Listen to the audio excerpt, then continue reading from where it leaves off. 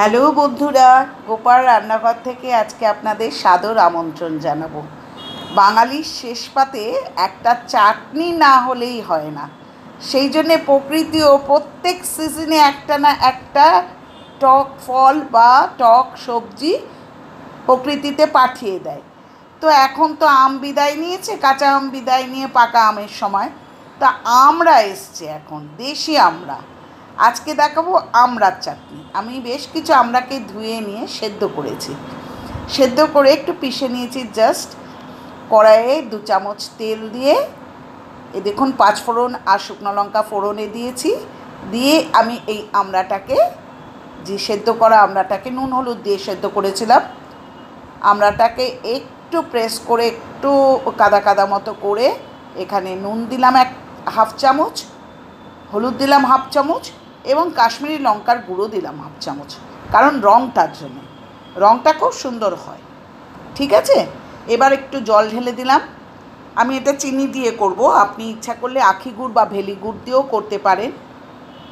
বেশ সুন্দরভাবে দেখুন আমি অনেকটা, কারণ হচ্ছে আমি যদিও আমড়াটা সেদ্ধ করে জলটা ফেলে দিয়েছিলাম, কারণ জলটা ফেলে দিলে টক ভাবটা বিশেষ করে চলে যায়।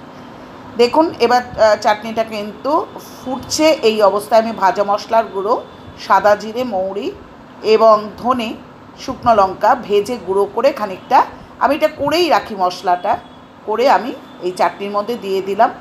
যদিও আমি টেস্ট করে দেখলাম যে এইটা একটু কম, মিষ্টিটা একটু কম, তাই আর একটু চিনি দিয়ে দিলাম। আর পরে যেটা দেখলেন সেটা বিট নুন দিয়ে ভালো করে শুকিয়ে দেখুন কি সুন্দর দেখতে হয়েছে আমার আমড়ার চাটনিটা।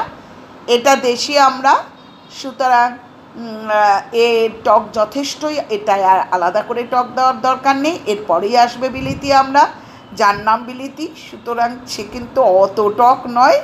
হ্যাঁ, তাকে একটু টক করতে হয়।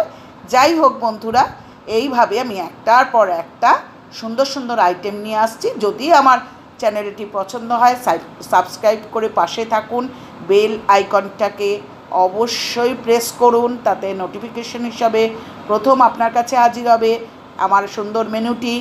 ঠিক আছে, আর লাইক করুন, শেয়ার করুন, কমেন্ট করুন। আপনাদের ভালো ভালো কমেন্ট আমাদের খুব ভালো লাগে পড়তে। ঠিক আছে বন্ধু, আজকে আসি, ভালো থাকবেন। আর আবার এর পরের দিন ফিরবো নতুন কোনো ভালো আইটেম নিয়ে। আজকে আসলাম, টাটা।